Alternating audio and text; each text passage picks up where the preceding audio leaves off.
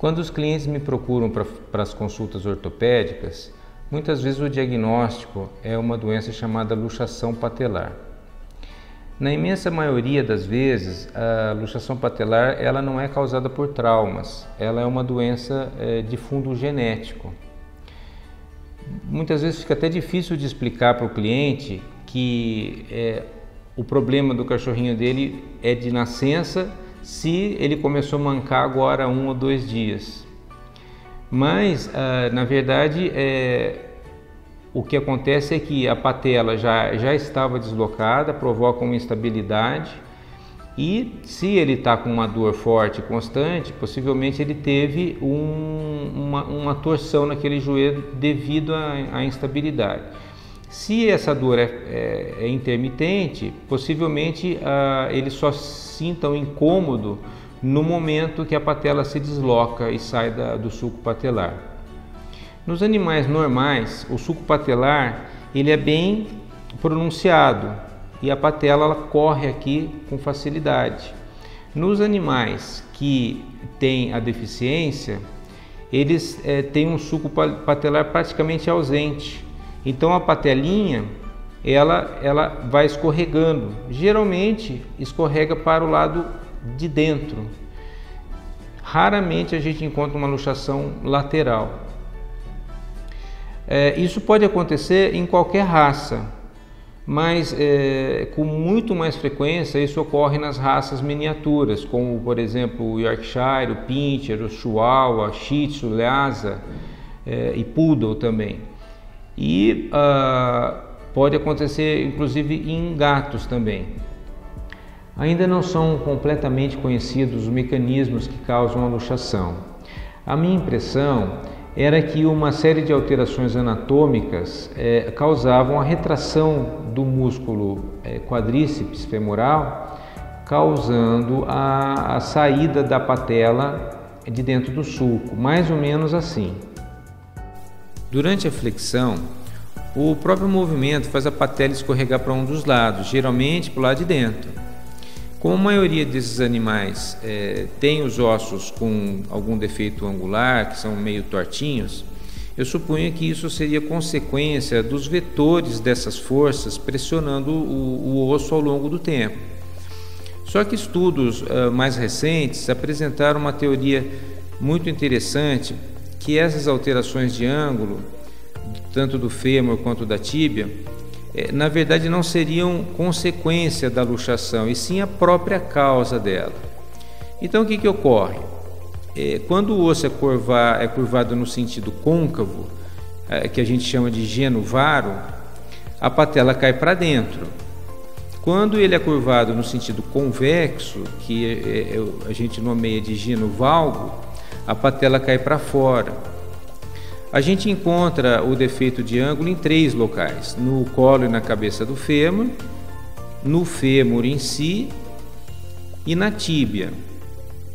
Enfim, seja causa ou consequência, se a gente corrigir o defeito de angulação com uma cirurgia de osteotomia, a gente tem uma forma de tratar essa patologia nos casos mais graves.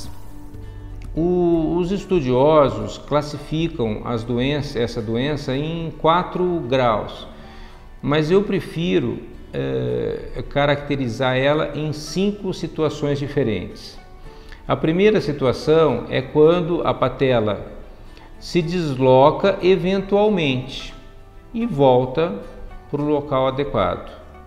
A segunda situação é quando ela fica sempre para o lado de fora, mas eventualmente ela volta sozinha para o lado certo da patela.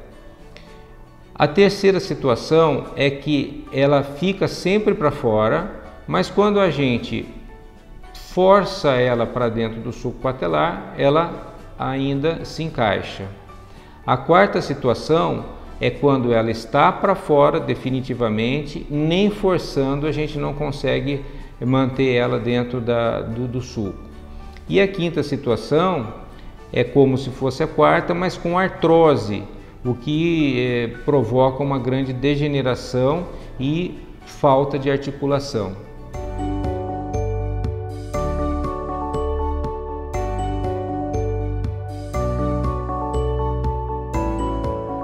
Então é importante que o veterinário avalie a necessidade ou não de se fazer uma cirurgia. E geralmente, no meu caso, eu coloco os seguintes parâmetros. Eu coloco o grau de luxação, a idade do paciente e o risco anestésico.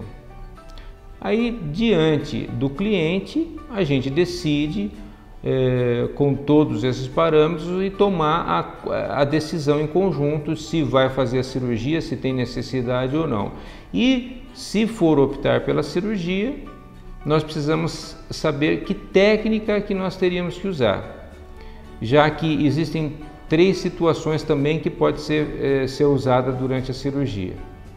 Uma situação é a situação da capsulorrafia. O que é a capsulorrafia? É quando a patelinha que está aqui nessa região para fora, a gente coloca ela para dentro, ela é segura pela cápsula e a gente sutura essa cápsula no local para que ela corra novamente dentro do sulco. Outra coisa que se faz é cortar, tirar uma pequena faixa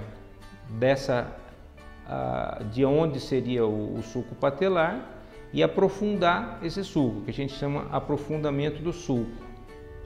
O segundo método para correção é chamado de transposição da crista tibial.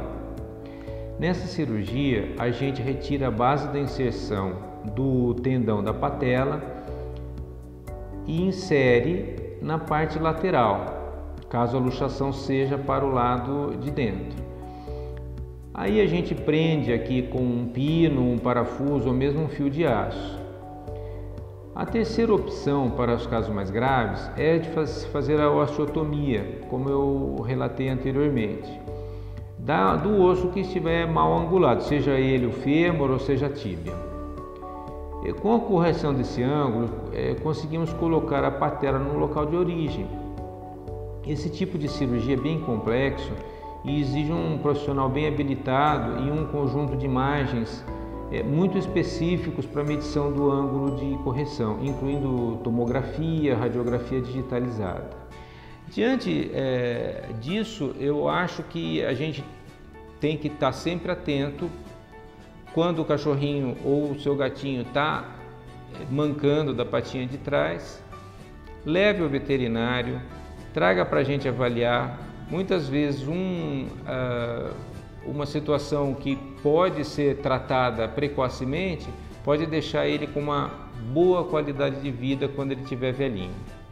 Obrigado e até a próxima.